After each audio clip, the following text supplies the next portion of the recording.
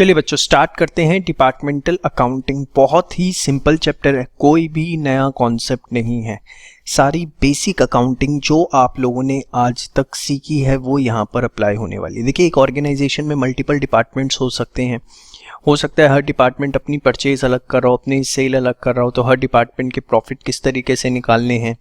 या हो सकता है लाइक आपने प्रोसेस अकाउंटिंग के अंदर कॉस्टिंग के अंदर पढ़ा था कि एक डिपार्टमेंट से दूसरे प्रोडक्ट डिपार्टमेंट में प्रोडक्ट जाता है, दूसरे से तीसरे में जाता है, फिर फाइनली वो सेल होता है। That is called as inter process. तो अगर इंटर प्रोसेस किसी तरह के प्रॉफिट जनरेट किए जा रहे हैं तो अकाउंटिंग किस तरीके से होगी। ऑल टुगेदर इस चैप्टर में न्यू कॉन्सेप्ट सीखने के लिए कुछ भी नहीं है। जितनी अकाउंटिंग आपने आज तक सीखी है वो ही डायरेक्टली और इनडायरेक्टली इसके अंदर यूज होगी। एक भी न्यू कॉन्सेप्ट आपको इसमें सीखने को नहीं मिलेगा। 5 तरह के डिफरेंट क्वेश्चंस इसमें आपको देखने को मिल सकते हैं जो मैं आपके साथ एक एक करके डिस्कस करूंगा। और बहुत ही सिंपल है, ओपन माइंड से बैठिए, आपको सब कुछ समझ में आएगा। जैसे एक छोटा सा क्वेश्चन आपके सामने है, देखिए Z Limited has 3 departments and submits the following information for the year ending 31 मार्च। 31 मार्च की उन्होंने कुछ इन्फॉर्मेशन दी कि डिपार्टमेंट ए ने 6000 यूनिट्स परचेज किए, बी ने 12000 यूनिट्स, डिपार्टमेंट सी ने 14400। किसने कितने यूनिट्स परचेज किए वो उसने बता दिया, लेकिन परचेज अमाउंट आपको नहीं बताया। परचेज अमाउंट उसने टोटल बता दिया कि इनकी टोटल परचेजेस जो है वो 6 लाख रुपए की हुई तीनों डिपार्टमेंट को मिलाकर। सेल डिपार्टमेंट ए ने इतने करे, डिपार्टमेंट बी ने इतने, डिपार्टमेंट सी ने इतने। ये यूनिट्स वाइज आपको गिवन है। सेलिंग प्राइस आपको पर यूनिट बताया कि डिपार्टमेंट ए का जो प्रोडक्ट है वो 40 रुपये यूनिट बिकता है, बी का 45 रुपीज़ यूनिट, डिपार्टमेंट सी का 50 rupees per unit. Closing stock आपको गिवन है कि किस डिपार्टमेंट पे कितने यूनिट्स क्लोजिंग स्टॉक हैं। You are required to prepare departmental trading account. अब क्या आपको ट्रेडिंग अकाउंट नहीं आता बनाना? भाई यही तो सीखा है बचपन से, opening stock, purchases, direct expenses, closing stock, sales, gross profit. Yes और नो? मेन चीज़ डिटेल चाहिए, ओपनिंग स्टॉक चाहिए, परचेजेस पता होनी चाहिए, और उसके बाद सेल्स वैल्यू पता होनी चाहिए, उसके बाद क्लोजिंग स्टॉक पता होना चाहिए। मेन चीज़ वो है। तो assuming that the rate of profit on sale is uniform in each case. इसका मतलब क्या है कि अगर department A X% profit generate कर रहा है ग्रॉस प्रॉफिट, तो डिपार्टमेंट बी भी X% कर रहा है और डिपार्टमेंट सी भी X%। मतलब अगर department A 20% gross profit generate कर रहा है तो डिपार्टमेंट बी भी 20% ग्रॉस प्रॉफिट जनरेट कर रहा है और डिपार्टमेंट सी भी 20% ग्रॉस प्रॉफिट जनरेट कर रहा है। ठीक है, तो ये लाइन उसने बता दी आपको कि जो rate of profit on sales है वो यूनिफॉर्म है, मतलब सेम है हर केस के अंदर। देखिए एक छोटी सी चीज़ मैं क्वेश्चन स्टार्ट करने से पहले आपको बताना चाहूँगा।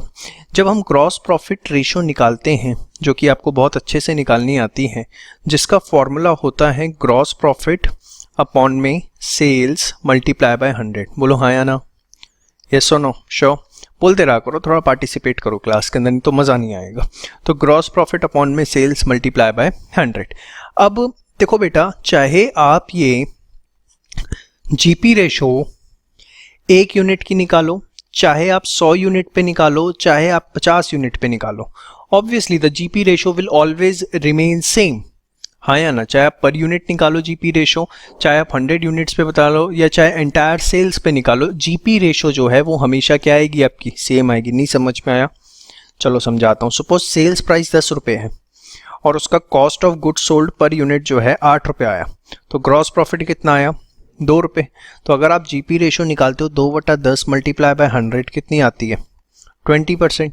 अब मैं आपको बोलता हूँ कि सपोज इसकी यूनिट्स जो सोल्ड हुई वो 200 यूनिट सोल्ड हुई, तो आपने बोला सेल्स वैल्यू होगी 200 मल्टीप्लाई बाय 100 2000, और कॉस्ट ऑफ गुड्स सोल्ड जो होगा वो होगा 1600 रुपये। ठीक है, तो उस केस के अंदर आपने बोला ग्रॉस प्रॉफिट जो है वो कितना आएगा? 400 रुपये। तो जीपी रेशो आप देखेंगे 400 divided by 2000 multiply by 100, this comes out to be how much? 20%। तो चाहे आपने पर यूनिट निकाली या एग्रीगेट यूनिट्स पे निकाली, जीपी रेशो तो हमेशा सेम आनी है। तो देखो मैंने वही पहली चीज लिखी है, gross profit ratio remain same whether we calculate it on single unit, 10 units और एनी नंबर ऑफ यूनिट्स। ये मैं क्यों बोल रहा हूँ, इसके पीछे कुछ रीजन अभी आपको बताऊंगा। देखिए क्वेश्चन के अंदर ये आपको बड़ा क्लियरली गिवन है कि rate of profit on sale is uniform in each case, मतलब कि जितना ए पे आप कमा रहे हो उतना ही बी पे और उतना ही सी पे। In question it is given that rate of gross profit is uniform in each case. So now what I am going to do, देखो अभी just for the purpose of computing the GP ratio, what I am going to do, जो मैंने units purchase करी हैं, मैं उसकी sales value निकालने वाला हूँ। क्यों निकालने वाला हूँ? क्योंकि परचेजेस की मुझे कॉस्ट पता है। देखो, ग्रॉस प्रॉफिट निकालने के लिए you need both the aspects, the sales value as well as the cost, only then you can compute the gross profit. Yes और नो? नाउ मुझे परचेजेस की कॉस्ट पता है, तो जितनी यूनिट्स मैंने परचेज करी हैं, अगर मैं उसकी सेल्स वैल्यू निकाल लूँ, जैसे कि मैंने यहाँ निकाली है, देखिए यूनिट्स परचेज 6000, 12000, 14400 था। यस और नो? तो अगर मैं इसको सेल्स वैल्यू पर यूनिट से मल्टीप्लाई कर दूं, तो जो मैंने यूनिट्स परचेज करी हैं उसकी मेरे पास क्या आ जाती है? सेल्स वैल्यू आ जाती है। और कितनी आ जाती है? दैट इज 2,40,000, 5,40,000 और 7,20,000। समझ में आएगा? तो the total sales value comes out to be 15 lakh. Now you are absolutely right, you are raising an objection in front of me कि sir why you are computing the sales value of units purchased? आप जो units purchase करी हैं उनकी sales value क्यों निकाल रहे हो? एक अलग ही जहान हमारे सामने क्यों क्रिएट कर रहे हो? अभी तो बोल रहे थे चैप्टर में एकदम बेसिक प्रिंसिपल लगेंगे। ये बेसिक प्रिंसिपल हमने कहाँ सीखा कि यूनिट्स परचेज्ड की सेल्स वैल्यू निकालनी है। अरे तो मेरे प्यारे बच्चों, अभी मैं तुम्हें यही तो समझा रहा था कि ग्रॉस प्रॉफिट रेशो चाहे आप 1 यूनिट पे निकालो, 10 पे निकालो, कितनी भी नंबर ऑफ यूनिट्स पे निकालो, it will always remain same. मैं एक्चुअली थोड़ी बनिए वाली बुद्धि लगा रहा हूँ, वो ये कि सेल्स वैल्यू निकल गई किसकी? जो आपने परचेजेस की थी उसकी सेल्स वैल्यू निकल गई, और उसकी कॉस्ट मुझे पता ही है कि कितनी है, 6 लाख। तो मतलब उस पे ग्रॉस प्रॉफिट कितना है? 9 लाख। तो यहां से मैं एटलीस्ट एक बार अपनी जीपी रेशो निकाल लूंगा। 9 लाख बटा 15 lakh multiply by 100, 9 lakh divided by 15 lakh multiply by 100, which comes out to be how much? 60%। देखो, जरूरी थोड़ी ना है कि आपने जितनी यूनिट सोल्ड करी हैं उसी पे जीपी रेशो निकालो। सपोज मैं आपको इसी क्वेश्चन के अंदर, ये जो अभी मैंने आपको यहाँ साइड में सॉल्व करवाया था, सपोज इसी के अंदर मैं आपको ये बात बोल दूं कि भैया इस क्वेश्चन के अंदर हमने परचेज करी थी से 150 यूनिट्स। आप 150 यूनिट्स पे निकाल के देख लो एक बार के लिए। सेल्स वैल्यू 150 यूनिट्स की कितनी बनती है? 150 multiply by 10, this comes out to be 1500। और अगर आप उसका कॉस्ट ऑफ गुड्स सोल्ड निकालते हैं तो 150 multiply by 8 comes out to be how much? 1200। So if you will compute the gross profit, that will be the 300। So now if you will see, this will be 300 divided by 1500 multiplied by 100, this again comes out to be 20%. You can see I am computing on single unit, I am computing on units sold, I am computing on units purchased. Whatsoever is the situation, in all the situations the gross profit ratio remains same. So same here, in order to compute the GP ratio, I know I need both the cost as well as the sales value. Only the cost of purchases is given, that's why I am computing the sales value of units purchased so that we are in a position to compute the gross profit ratio, ताकि हम gross profit ratio निकाल पाए। मेरी बात समझ में आई आपको? Sure? पक्का? जीपी रेशो निकल गया यहाँ तक। अब इसके बाद देखो, आपको सेल्स वैल्यू पर यूनिट पता है बेटा 40, 45 और 50। तो आप क्या करेंगे? 40, 45, 50 है, उसमें से ग्रॉस प्रॉफिट दैट इज 60% जो है वो आप माइनस करेंगे, तो आपका आ जाएगा कॉस्ट पर यूनिट 16, 18 और 20। ये आपका कॉस्ट पर यूनिट आ गया 16 रुपये, 18 रुपये, 20 रुपये, सबसे पहली चीज़। अब इसके बाद आपको पता निकालना है ओपनिंग स्टॉक, क्योंकि क्लोजिंग स्टॉक पता है, सेल्स वैल्यू पता है, परचेजेस पता है। तो देखिए, we know simple formula that opening stock plus purchases, units की टर्म्स में बात कर रहा हूँ, opening stock plus purchases minus sales comes out down to be closing stock. भाई यूनिट्स के टर्म में सपोज आपके पास 100 यूनिट्स थी, आपने 1000 यूनिट्स और परचेज करी और 800 यूनिट सेल हो गई, तो क्लोजिंग स्टॉक आप पे कितना बचा? 300 यूनिट। हाँ या ना? ये चीज़ों में महारत हासिल हो चुकी है अब तक आपको। So now see if you will, opening stock अगर मुझे निकालना है तो सेल्स उधर ले जाऊं, परचेजेस भी उधर ले जाऊं, तो formula will be sales plus closing stock minus purchases. Sales आपको पता है एक ही, क्लोजिंग स्टॉक आपको पता है, एज वेल एज परचेजेस आपको पता है। देखिए यहाँ पर सारी चीज़ें आपको गिवन थी, आप ऐसे डिनाई ना करिए मेरे को।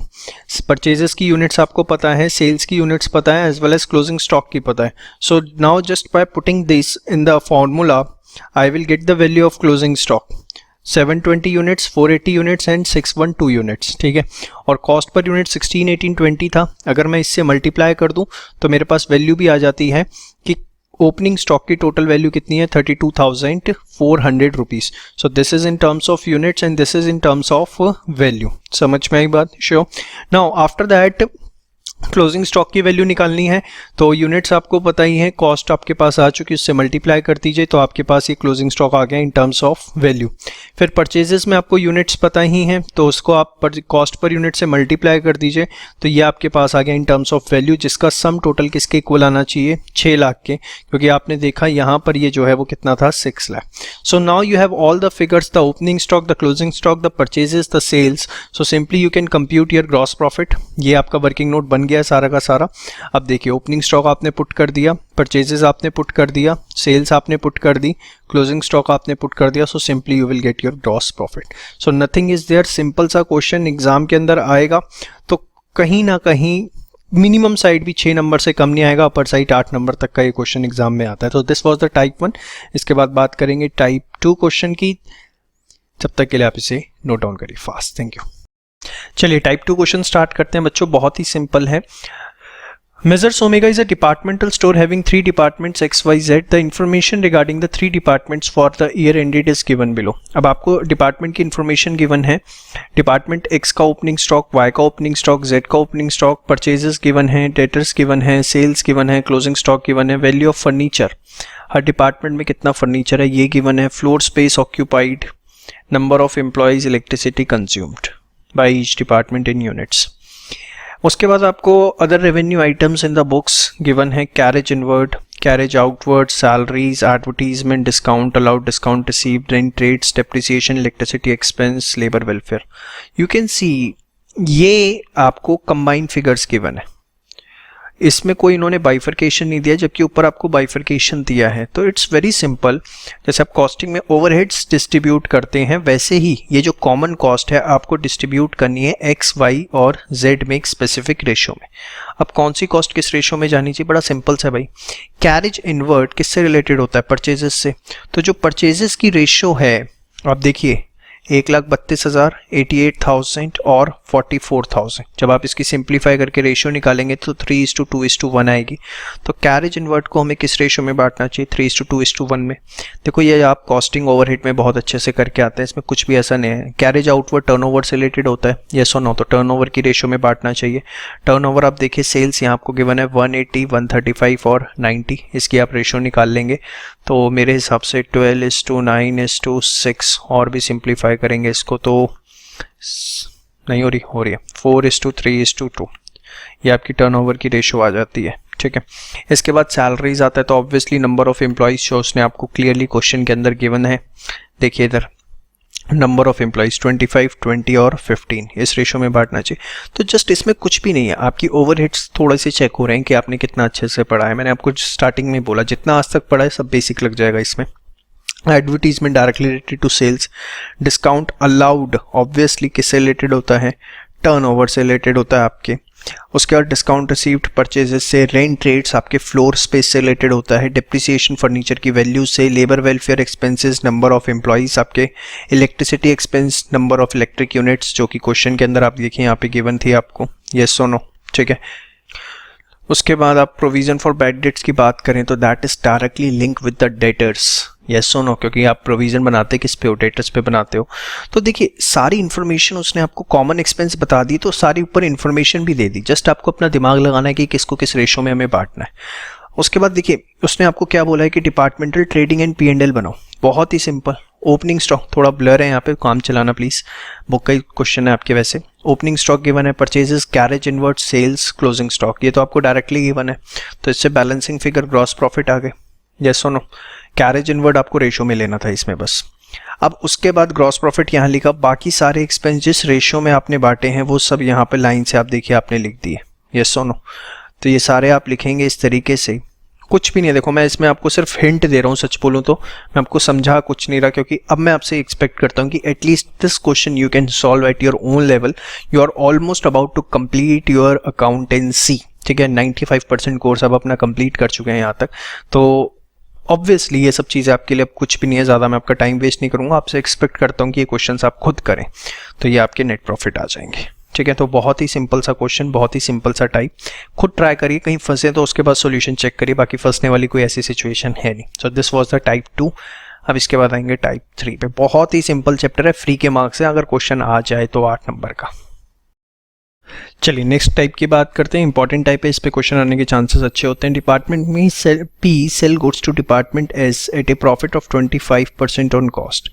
डिपार्टमेंट पी डिपार्टमेंट एस को बेचता है 25% प्रॉफिट पे ऑन कॉस्ट और डिपार्टमेंट क्यू को बेचता है at a profit of 15% on cost. मतलब पी एस को भी बेचता है और क्यू को भी। ऐसी डिपार्टमेंट एस जो है डिपार्टमेंट पी और क्यू को बेचता है at a profit of 20% and 30% on sales respectively. Okay, department S P और क्यू को बेचता है इतने इतने परसेंट प्रॉफिट पे। ऐसी डिपार्टमेंट क्यू बेचता है पी और एस को 20% और 10% प्रॉफिट ऑन कॉस्ट पे।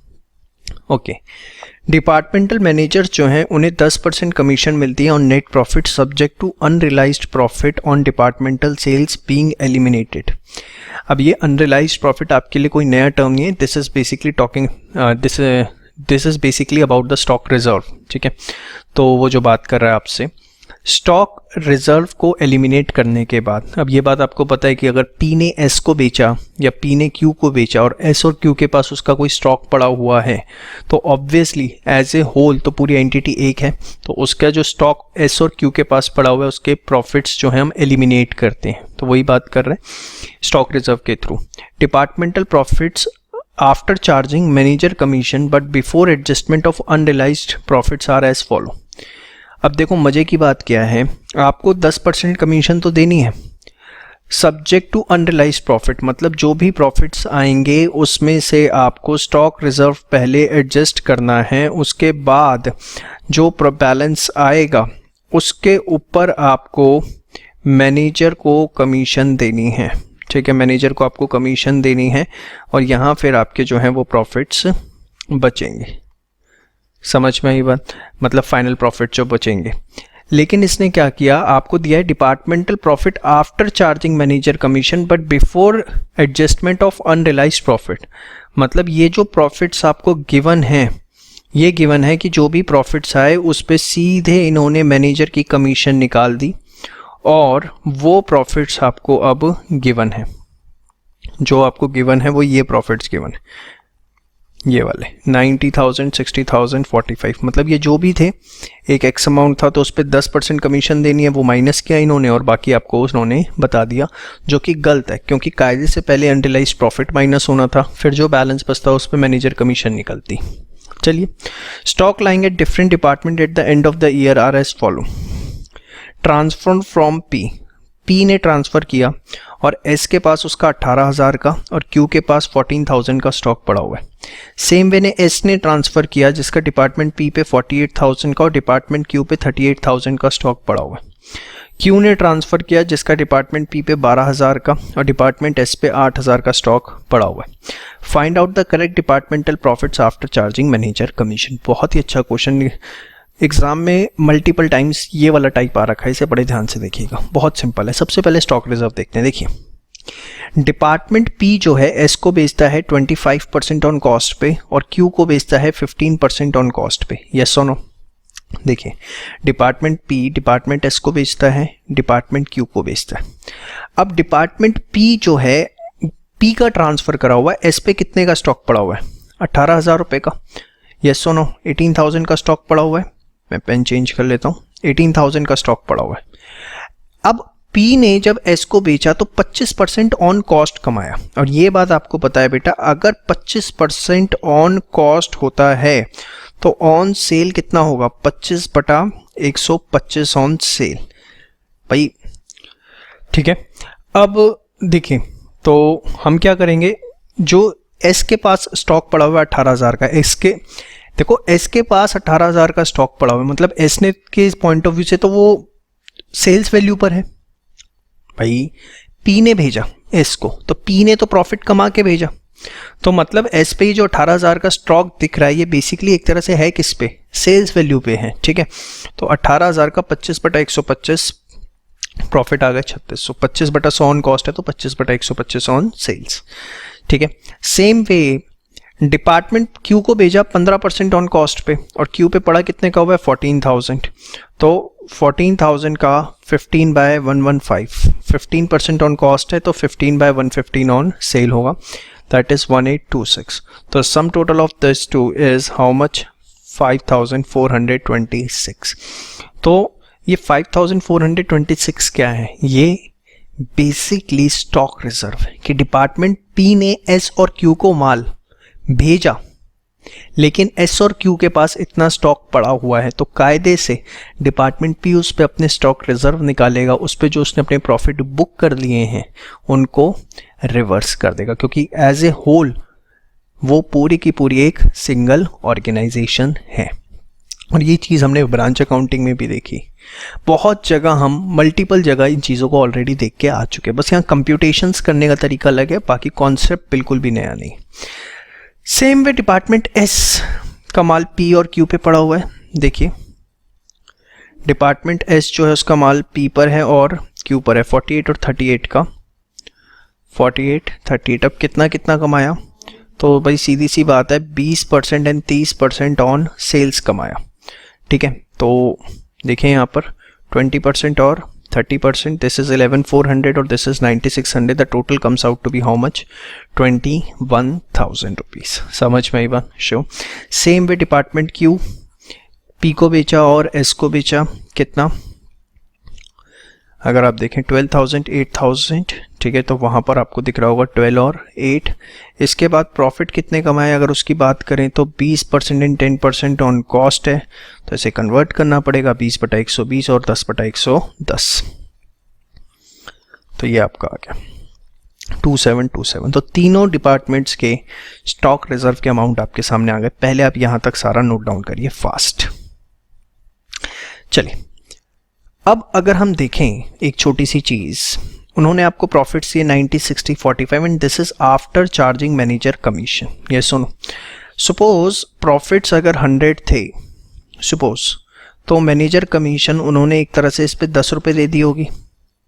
तो ये जो प्रॉफिट्स रिपोर्टेड हैं आपको गिवन है, प्रॉफिट्स जो गिवन है, this is basically nothing but the 90% profits. अगर 100% प्रॉफिट थे उसमें से 10% कमीशन चली गई, तो ये जो प्रॉफिट आपको गिवन है that are representing the 90% of actual profits. Yes और नो, ये 90% है एक्चुअल प्रॉफिट्स का। तो अब इसमें तो हम महारत हैं वैसे हमारे पास। अब computation of actual profits, department P के कितने गिवन है? 90,000 and that represents 90% of actual profit is equals to 90,000. So what will be the amount of actual profit? The actual profit will be how much? 90,000 divided by 90%, or you can say 90% आपने लिखा है, तो 90,000 divided by 90 multiply by 100. Yes or no? Same way with department S, same way with the department Q. You can see, तो ये आपके actual profits आ गए 1,66,667 and 50,000। समझ में? These are your actual profits। अब इसमें जो unrealized profits आपने सारे वर्किंग नोट में निकाले हैं 2727, 21,000 और 5426, ये आप माइनस करेंगे, ठीक है। तो ये आपका आ गया प्रॉफिट बिफोर मैनेजर कमीशन, ठीक है। फिर आप मैनेजर कमीशन इसमें से माइनस करेंगे 10% जो आपको बोला गया है, तो ये आपके पास रियल प्रॉफिट्स आ गए जो आने चाहिए थे, जो कि क्वेश्चन में आपसे पूछा गया था कि find out correct departmental profits after charging manager commission. तो बहुत ही एक सिंपल सा क्वेश्चन, सारे कॉन्सेप्ट आपके चेक करता हुआ, स्टॉक रिजर्व के बेसिक कंप्यूटेशंस को चेक करता हुआ, 8 नंबर का मल्टीपल टाइम एग्जाम में रिपीट हो चुका है। बुक में भी आपको 2-3 क्वेश्चन इस तरह के देखने को मिलेंगे, सब प्रैक्टिस कर लीजिए and with this your type 3 gets over. After this we will discuss the type 4 and type 5। Thank you. चलिए टाइप 4 देखते हैं। टाइप 4 कोई अलग टाइप नहीं है, बेसिकली है टाइप 2 और टाइप 3 का मिक्सचर थोड़ा सा। तो कुछ अगेन नया सिखाने के लिए नहीं, जस्ट मैं आपको हिंट्स देने वाला हूँ। Major Suman enterprises has 2 departments, finished leather and shoes. 2 department है फिनिश्ड लेदर और शूज के। Shoes are made by the firm itself out of the leather supplied by leather department at its usually selling price. जो leather department है shoes department को supply करता है raw material और selling price पे करता है। फिगर्स आपको कुछ गिवन है, डिपार्टमेंटल ट्रेडिंग P&L अकाउंट बनाना है, बना लेंगे भाई। ओपनिंग स्टॉक गिवन है, परचेजेस गिवन है, सेल्स गिवन है दोनों की। ट्रांसफर टू शूज डिपार्टमेंट, याद करो ब्रांच अकाउंटिंग में इस तरीके का हम क्वेश्चन करते थे, याद आ रहा होगा आपको कि transfer to shoes department 30 lakh रुपए का, ठीक है। 30 लाख रुपए का शूज़ डिपार्टमेंट को लेदर डिपार्टमेंट ने ट्रांसफ़र दिया। वहाँ होता था हेड ऑफिस ने ब्रांच को ट्रांसफ़र किया इंडिपेंडेंट ब्रांच के केस में। तो कुछ नहीं है, इसके लिए सेल्स होगी, इसके लिए एक तरह से परचेजेस होगी। मैन्युफैक्चरिंग एक्सपेंस गिवन है, सेलिंग एक्सपेंस गिवन है, rent and warehousing bifurcated है, इस बार अच्छी बात। क्लोजिंग स्टॉक गिवन है, बहुत बढ़िया। स्टॉक इन शूज़ डिपार्टमेंट में बी कंसिडर्ड एज, जो शूज़ डिपार्टमेंट में स्टॉक है उसमें 75% लेदर डिपार्टमेंट का और 25% है दूसरे खर्चे। मतलब इसका 75% that comes out to be almost 3,75,000। ये हम मानेंगे कि लेदर डिपार्टमेंट से है, बाकी जो 25% है वो अपना उसका खर्चा है, दैट इज 1,25,000। तो इस पे स्टॉक रिजर्व निकालना पड़ेगा हमें, जो फिनिश लेदर से शू डिपार्टमेंट पे आया हुआ है लेकिन अभी स्टॉक के अंदर है। Finish leather department earned a gross profit of 15% इन 2001-2। देखिए यही बच्चे गड़बड़ी कर देते हैं। ये ओपनिंग देखो, पिछले साल का आपको ग्रॉस प्रॉफिट का परसेंटेज गिवन है, ये साल तो बेटा देखो 2002-3 एक तरह से अगर आप देखें तो, जबकि ये पिछले साल का ग्रॉस प्रॉफिट परसेंटेज गिवन है, इस साल का गिवन नहीं है। This will help in calculating the stock reserve on opening stock. Opening stock पे स्टॉक रिजर्व निकालने में ये हेल्प करेगा। भाई जो ओपनिंग स्टॉक है 4,30,000 का, इसमें भी तो 75% स्टॉक दूसरे डिपार्टमेंट से आया होगा। यस और नो, 4,30,000 का 75% दैट इज 3,22,500। तो उसका 15% जो है that will become your opening stock reserve. Closing stock पे स्टॉक रिजर्व सेम परसेंटेज से नहीं निकालोगे आप, क्योंकि उसने स्पेसिफिक लिखा है ये लास्ट ईयर का जीपी रेशियो है। तो ओपनिंग स्टॉक का ही निकाल लो एक बार। दिस इज 48375 अभी जो दिख रहा है, ठीक है। तो आइए देखिए, यहाँ पर आपको सारी चीज़ें डिटेल्स गिवन है, ये आपने सिंपली पुट करनी है, इसमें तो आपको कोई दिक्कत नहीं आनी चाहिए। यहाँ पर जो फिनिश लेदर ने शूज़ को ट्रांसफ़र किया था, शूज़ के लिए परचेजेस हैं और इनके लिए अगर देखा जाए तो एक तरह से सेल्स हैं। क्लोजिंग स्टॉक, फिर ग्रॉस प्रॉफिट। अब देखिए यहाँ पर जीपी रेशियो आएगी 42 लाख और इनकी जो सेल्स हैं वो कितनी है, that will B basically 1,80 lakh plus 30 lakh, ये भी एक तरह से सेल्स है। तो इनकी अब इस साल की जो जीपी रेशियो है that will be 42 lakh divided by 2,10 lakh. So this comes out to be how much, this comes out to be 20%। तो क्लोजिंग स्टॉक पे आप स्टॉक रिजर्व निकालने की सोच रहे हैं 375 पे, दैट विल बी 3,75,000 का 20%, 3,75,000 का 20%, that comes out to be how much, 75,000। ठीक है, तो ये सब आपका आ गया। सेलिंग एक्सपेंस, रेंट, ये तो नॉर्मल चीज़ें हैं सारी। अब आइए देखिए ज़रा एक एक चीज़। ये आपके नेट प्रॉफिट वहाँ से हमने जनरल P&L में ट्रांसफ़र कर दिए, 40-20 था। जनरल एक्सपेंसेस 8.5 लाख आपको बताए हैं, मेन चीज़ जिसके लिए हम बात कर रहे थे सारी की सारी, रेस्ट ऑफ द क्वेश्चन में तो कुछ नहीं है। ओपनिंग स्टॉक, उसमें 75% स्टॉक जो है वो फिनिश्ड लेदर डिपार्टमेंट से आया है। कितना, दैट इज़ योर 3,22,500, जिस पे 15% उन्होंने कमाया हुआ है 48,375। और ओपनिंग स्टॉक का स्टॉक रिजर्व हम क्रेडिट साइड लिखते हैं। यस सोनो, रीजनिंग ऑल क्लियर है ब्रांच अकाउंटिंग के अंदर। इसके बाद सेम वे जो क्लोजिंग स्टॉक था उसका 75% 375 फिनिश लेदर डिपार्टमेंट से आया, इस पर उन्होंने 20% कमाया है। कितना, 75,000। ठीक है, ये सोनो, तो ये कैपिटल अकाउंट के अंदर फिगर चली जाएगी। यही उन्होंने वर्किंग नोट में आपको करके दिखा रखा है। ठीक है, ये लास्ट आपको देखने की ज़रूरत नहीं है। तो बहुत ही सिंपल क्वेश्चन, इससे टेक्निकल क्वेश्चंस हम ऑलरेडी कर चुके हैं। और देखिए ये चैप्टर करने का फ़ायदा तभी है जब आप कॉस्टिंग जो है अभी तक सारी देख चुके हैं, मेजॉरिटी कॉस्टिंग आप देख चुके हैं ऑलमोस्ट लास्ट के एक आधा चैप्टर छोड़ के, और बेसिकली आप अकाउंटिंग ऑलमोस्ट कंप्लीट कर चुके हैं। तब इस चैप्टर को करके अत्यंत आनंद आता है, तभी इस चैप्टर को करने का फ़ायदा भी है। ठीक है, फिर आपको लगता है कि यार इसमें तो कुछ है ही नहीं, क्योंकि स्टॉक रिजर्व वगैरह के कॉन्सेप्ट सारे वहीं से आपके क्रॉस लिंक्ड है। Thank you. चलिए नेक्स्ट क्वेश्चन देखते हैं। Major success two departments A and B from the following particulars, prepare the consolidated trading and P&L, trading account and departmental trading account for the year ending. Consolidated होता है combine, चलिए, A और B opening stock given है, purchases, sales, wages, carriage, closing stock. Purchased goods मतलब जो उन्होंने खुद purchase करे हैं, फिनिश्ड गुड्स जो उन्होंने बनाए हैं, तो उनका क्लोजिंग स्टॉक है। Purchase goods transferred by A to A, B to A, B ने ए को 10,000 के गुड्स ट्रांसफर करे और ए ने बी से परचेज करी है 8,000 की। फिनिश गुड्स ट्रांसफर्ड, ए ने बी को 35,000 रुपए के गुड्स ट्रांसफर किए हैं फिनिश गुड्स, और बी ने ए को 40,000 के। रिटर्न ऑफ फिनिश गुड्स भी आपको गिवन है, ए टू बी और बी टू ए। चलिए, इसके बाद वो कह रहे हैं you are inform that purchase goods have been transferred mutually at their respective departmental purchase cost. जो परचेज्ड गुड्स ट्रांसफर किए गए हैं, परचेज्ड गुड्स मतलब जो ए ने किसी से परचेज करे या बी ने किसी से परचेज करे, जो ट्रांसफर किए हैं वो कॉस्ट टू कॉस्ट बेसिस पे किए हैं। लेकिन जो फिनिश गुड ट्रांसफर किए हैं, finish goods at departmental market price, but finish good जो है वो मार्केट प्राइस पे ट्रांसफर किए गए। इन शॉर्ट, फिनिश गुड्स के ऊपर स्टॉक रिजर्व निकलेगा। 20% of the finish stock at each department represented finish good receive from other department. तो देखिए बहुत सिंपल है। सबसे पहले तो आप ओपनिंग स्टॉक डाल दीजिए, परचेजेस डाल दीजिए, वेजेस डाल दीजिए, कैरेज डाल दीजिए। 4 इन्फॉर्मेशन तो आपको जो उसने लाइन से दिया, opening stock, purchases, wages, carriage. Sales given है 140, 112। अरे जो है भैया वो तो डालो, क्या दिक्कत है, ये सुनो। फिर क्लोजिंग स्टॉक आपको गिवन है, ये इन्फॉर्मेशन आप पुट करिए। जो इन्फॉर्मेशन है पहले उसे पुट करो, क्योंकि हर चीज़ की स्टेप मार्किंग हो रही है, समझ में आया। अब देखो सीधी सी बात, परचेज गुड्स ट्रांसफर, बी ने ए को ट्रांसफर किए, बी ने ए को ट्रांसफर किए, तो भैया ए ने रिसीव किए।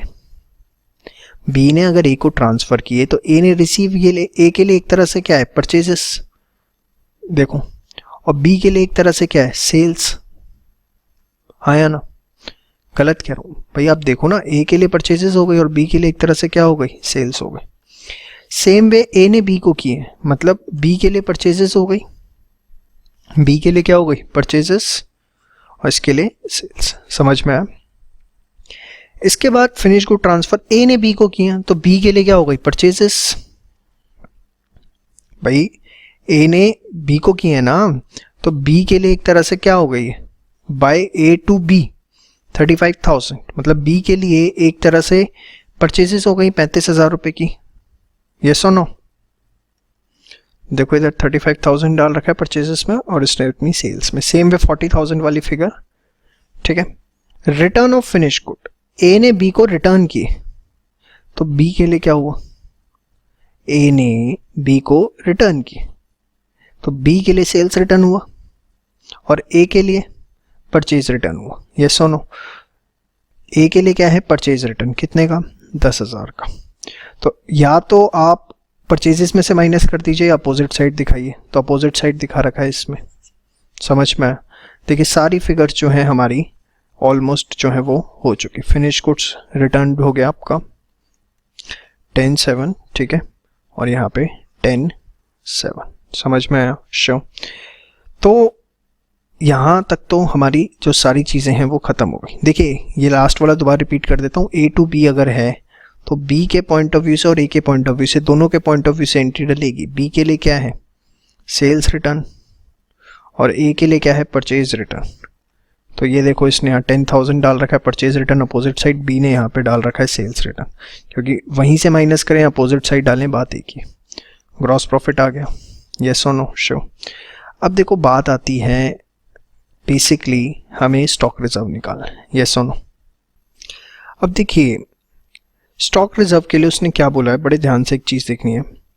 Finish good at departmental market price and that 20% of finish stock at each department represented finish good receive from another department. मतलब ये जो 24,000 रुपये है, इसका 20% जो है वो डिपार्टमेंट बी से आया है। सेम वे अगर आप बात करें इस 14,000 में से जो 20% है, दैट इज 2,800 रुपये, वो आया है कहाँ से, डिपार्टमेंट ए से। ठीक है, अब इस पे स्टॉक रिजर्व निकालना है, वो तो हम निकाल लेंगे, लेकिन उससे पहले हमें जीपी रेशियो निकालनी पड़ेगी। ग्रॉस प्रॉफिट हमें पता है, तो देखिए सेल्स प्लस जो दूसरे डिपार्टमेंट से हमारे पास हमने ट्रांसफ़र किया है, देखो ये भी सेल है, प्लस जो हमने दूसरे डिपार्टमेंट को ट्रांसफ़र किया है फिनिश गुड्स कितने के 35,000 के, this is also like a sale for us. तो 140 प्लस 35, यस और no, plus sales return is there, yes और नो। तो देखिए हमने 7,000 का अपोजिट साइड में लिखा था सेल्स रिटर्न, फिर आ गया नेट सेल्स, इस पे प्रॉफिट कितने 38,500, दिस इज नेट सेल्स, तो रेट ऑफ ग्रॉस प्रॉफिट आ गया। सेम वे बी के लिए कितना आ गया 32.394%, भाई सेल्स गिवन है भाई, ये देखो। फिर इसने ये जो बेचा था 40,000 और इसका रिटर्न आया था कितना 10,000, इसकी जीपी आ गई। अब डिपार्टमेंट ए के पास जो स्टॉक पड़ा हुआ है 4800 का, ये डिपार्टमेंट बी से आया है, तो डिपार्टमेंट बी ने उस पर कितना कमाया 32.394%, तो 1,555। सेम वे डिपार्टमेंट बी के पास जो स्टॉक पड़ा हुआ है 2800 रुपये का, वो कहाँ से आया, डिपार्टमेंट ए से आया, यस और नो। डिपार्टमेंट बी पे बेटा 2800 का स्टॉक है, वो ए से आया, तो ए ने उस पर कितना कमाया है 641, तो इन दोनों को ऐड कर दो तो आपका स्टॉक रिजर्व आ जाएगा, ये देखिए 2196। अब ये कंसोलिडेटेड बना रखा है, इसमें कुछ नहीं है, दोनों को ऐड करके सेल्स लिख दी, दोनों को ऐड करके देखिए यहाँ पे स्टॉक लिख दिया, परचेजेस लिख दी, वेजेस लिख दी, दिख रहा है आपको, कैरेज लिख दिया, क्लोजिंग स्टॉक लिख दिया। जो म्यूचुअल ट्रांजैक्शंस हैं, जो भी म्यूचुअल ट्रांजैक्शन है जो एक डिपार्टमेंट से दूसरे डिपार्टमेंट के अंदर गई हैं, वो कंसोलिडेटेड ट्रेडिंग अकाउंट के अंदर नहीं आती। ये जो परचेज गुड ट्रांसफ़र है, फिनिश गुड ट्रांसफ़र है, रिटर्न ऑफ फिनिश गुड है, ऐसी जितनी भी कंसोलिडेटेड ट्रांजैक्शंस, जो म्यूचुअल ट्रांजैक्शन है जो एक डिपार्टमेंट से दूसरे डिपार्टमेंट में गई है, कंसोलिडेटेड का मतलब होता है पूरी ऑर्गेनाइजेशन को एक मानकर, पूरी ऑर्गेनाइजेशन को एक मानकर। तो जो भी कंसोलिडेटेड ट्रांजैक्शन है वो नहीं आती कंसोलिडेटेड के अंदर। वाई सो आप देखिए, अगर लेते भी हैं यहाँ 10.8 है, उसकी अपोजिट पोस्टिंग आप देखेंगे यहाँ हमने कर रखी है 10.8, लेके फ़ायदा ही नहीं है ना, यहाँ 40-35 है, यहाँ 35-40, हमने उसकी क्योंकि कॉरस्पॉन्डिंग एंट्री उसी में क्रेडिट साइड कर रखी है। अब आप दोनों को मर्ज करेंगे तो बात एक ही हो जाएगी। कंसोलिडेटेड ट्रेडिंग अकाउंट बनाते हुए सिर्फ हमें ये बात ध्यान रखनी होती है कि जो म्यूचुअल ट्रांजैक्शंस होती हैं वो उसमें रिकॉर्ड नहीं होती। ये मैं आपको और अच्छे से समझाऊंगा जब एडवांस अकाउंट्स में आपको मैं होल्डिंग एंड सब्सिडरी पढ़ाऊंगा, एक चैप्टर हम वहाँ पढ़ेंगे। अभी यहाँ पर क्योंकि जस्ट एक रेफरेंस आ गई है कंसोलिडेटेड की, तो आपको इतना ध्यान रखना है कि कंसोलिडेटेड के अंदर mutual transactions are not recorded. The reason is only one, अगर आप लिखेंगे भी, आप डेबिट क्रेडिट दोनों को आप इधर डेबिट करेंगे उधर क्रेडिट करेंगे, क्योंकि देखो यहाँ तो 2 कॉलम थे ना, यहाँ तो सिंगल कॉलम है, आप लिखोगे कैसे? आप टोटल करो 17 लिखोगे, इधर भी आप 17 लिखोगे, तो बात तो एक ही हो गई, कट ही गया वो अल्टीमेटली। इसलिए म्यूचुअल ट्रांजैक्शन जो है वो रिकॉर्ड नहीं की जाती। ज़्यादा अच्छा मैं आपको होल्डिंग सब्सिडरी में समझाऊंगा जब वहाँ पढ़ाऊंगा, अभी आप इतना समझिए, ठीक है। तो म्यूचुअल ट्रांजैक्शन जो है ये इसके अंदर नहीं आएंगी, बाकी सब कुछ आएगा। ग्रॉस प्रॉफिट हो गया, स्टॉक रिजर्व हमने कैंसिल कर ही दिए, दैट्स इट। समझ में आई बात? श्योर। तो क्वेश्चन के अंदर ऐसा कुछ भी नहीं है, मेन एस्पेक्ट जो था वो मैंने आपको ऑलरेडी बता दिया। कंप्यूटेशन ऑफ स्टॉक रिजर्व ये आपको बहुत अच्छे से आता है। मेन था कंसोलिडेटेड वाला, जिसकी वजह से मैं करवा रहा था कि म्यूचुअल ट्रांजैक्शंस रिकॉर्ड नहीं होंगी। बाकी तो सारी बहुत सिंपल चीज़ें हैं, आपको मेरे से ज़्यादा अच्छा आता है। Thank you. चलिए बच्चों, टाइप 5 करते हैं और बड़ी लाजवाब टाइप है ये। लाजवाब इन द सेंस आपको, चलिए क्वेश्चन करिए, समझ में आएगी लाजवाब क्यों है। ग्राम उद्योग और रिटेल स्टोर हैज़ 2 डिपार्टमेंट्स। ग्राम उद्योग एक रिटेल स्टोर है, 2 डिपार्टमेंट्स हैं, एक खादी का और एक सिल्क का। For each of which stock account and memorandum markup accounts are kept. 2 account बनाए जाते हैं, एक स्टॉक अकाउंट और एक memorandum markup account. All the goods supplied to each department are debited to the stock account.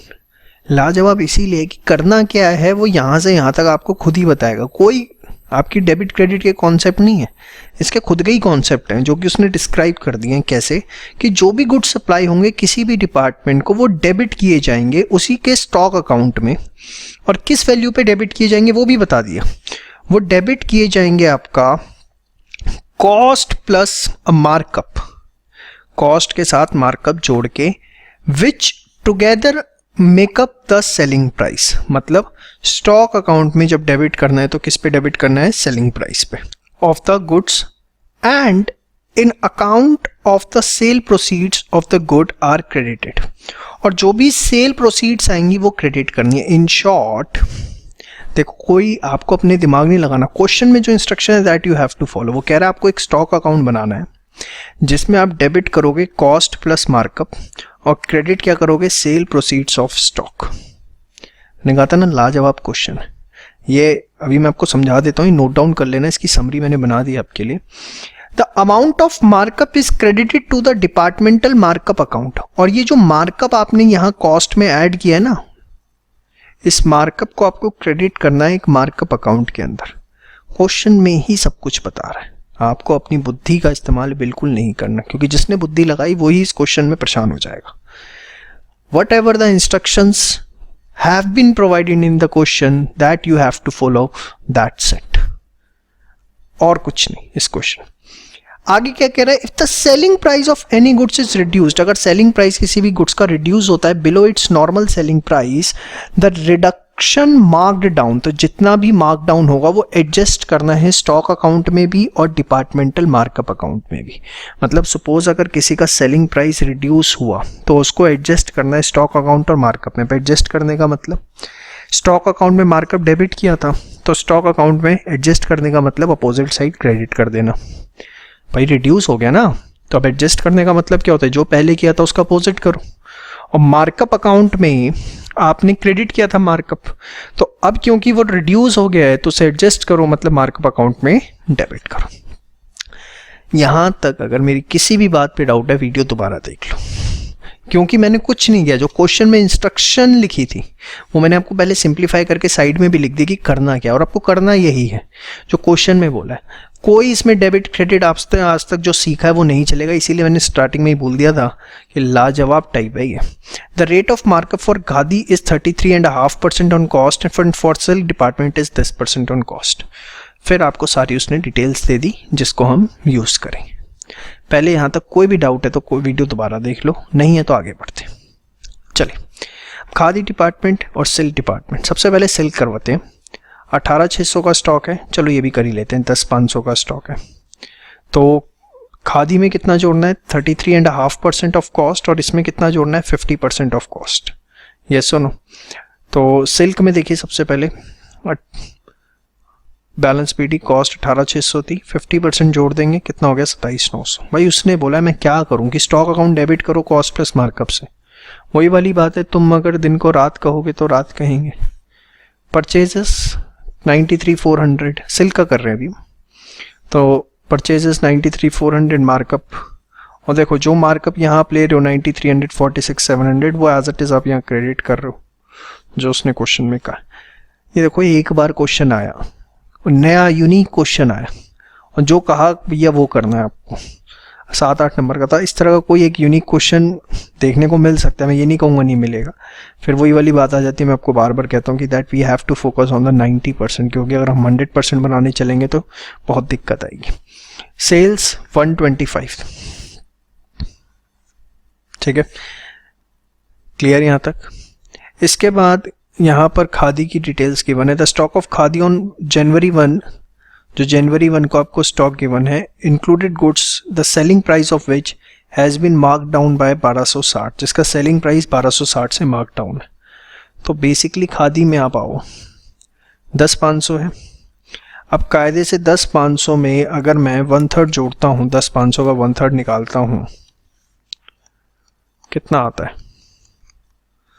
10,500 का 1/3 मेरा आता है 3,500 मार्कअप, ठीक है, जिसमें उसने बोला है मार्क डाउन करना है। कितना मार्क डाउन करना है वो भी उसने बता दिया, बड़ा अच्छा बच्चा।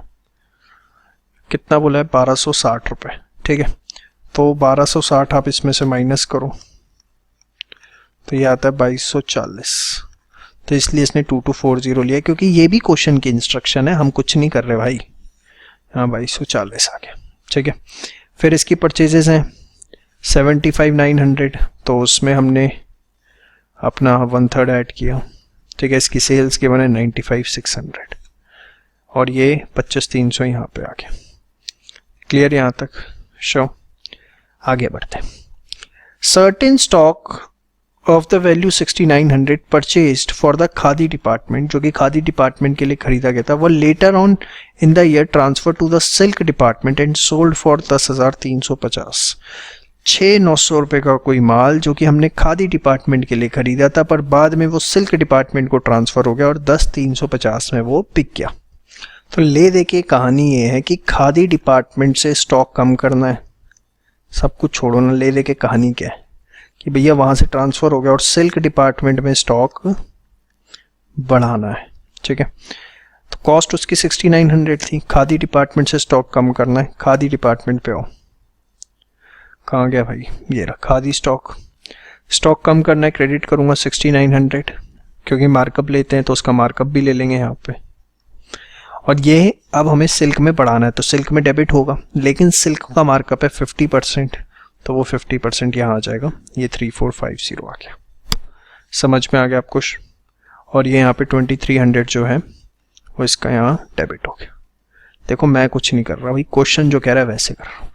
और आप ये मत समझना इसके अंदर अपनी बुद्धि मत लगा लेना कि जिस वैल्यू पे यहाँ क्रेडिट हुआ है सर उस वैल्यू पे यहाँ डेबिट होना चाहिए। भैया ये डबल अकाउंटिंग फॉलो ही नहीं कर रहा है, ये मेमोरेंडम अकाउंट्स बनवा रहा है, और जैसे कह रहा है वैसे बनाओ चुपचाप, बस दैट्स इट।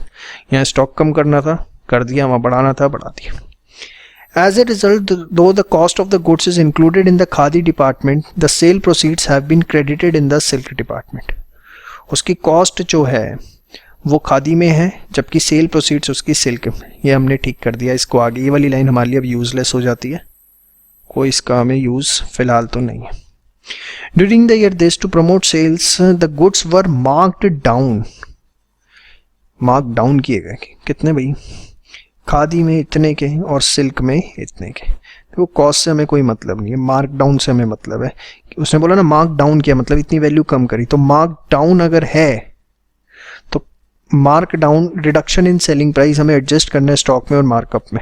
तो सबसे पहले सिल्क में कितना हुआ 2000, तो 2000 रुपये यहाँ पे कम कर दूंगा स्टॉक में और यहाँ पे डेबिट। सेम वे उसका 360 हुआ है, तो ये 360 और यहाँ पर 360। यस और नो? श्योर, इसमें कोई दिक्कत नहीं होनी चाहिए। अब इसके बाद उसने क्या बोला, all the goods mark down were sold, सारे के सारे गुड्स बिक गए, अच्छी बात है, except silk of the value ₹5000 जिसपे मार्क डाउन हुआ था 1000।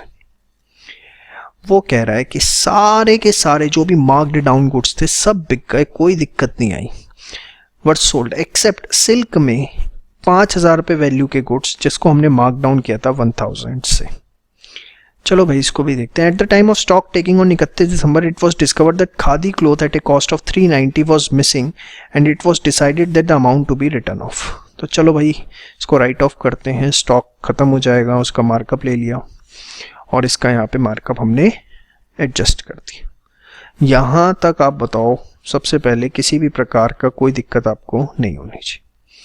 और यहाँ पर ये आपका बैलेंसिंग फिगर से स्टॉक अकाउंट क्लोज हो जाएगा, सेम वे आपका यहाँ पर स्टॉक अकाउंट बैलेंसिंग फिगर से क्लोज हो जाएगा। स्टॉक अकाउंट एटलीस्ट आप पहले अपने क्लोज कर लीजिए।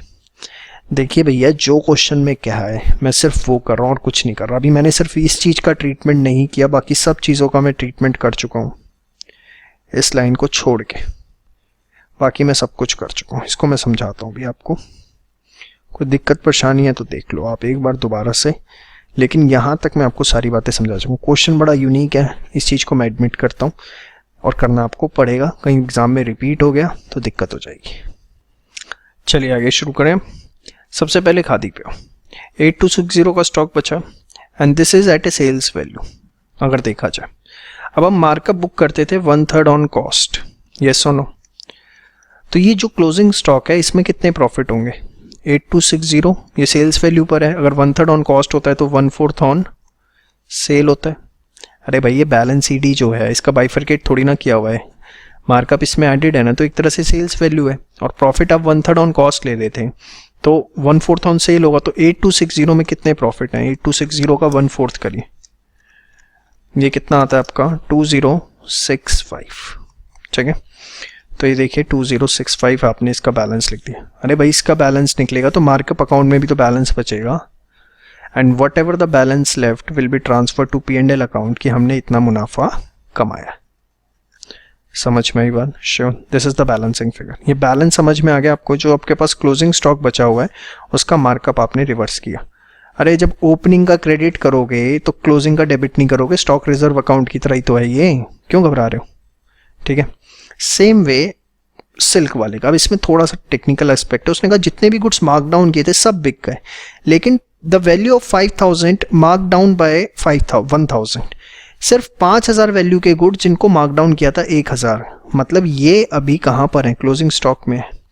तो जब आप यहाँ पे क्लोजिंग स्टॉक 51350 का है, इसमें कुछ ऐसे गुड्स हैं जिन पे आपने 1000 मार्क डाउन किया हुआ है, मतलब कायदे से अगर उसकी वैल्यू होती तो कितनी होती? वो 52350 होती, लेकिन क्योंकि आपने 1000 मार्क डाउन कर दिया है उसके ऊपर, जैसे यहाँ पे आपने किया था मार्क डाउन, उसमें से कुछ तो बिक गए, लेकिन कुछ अभी बचे हुए हैं जिसमें आपने मार्क डाउन 1000 किया था।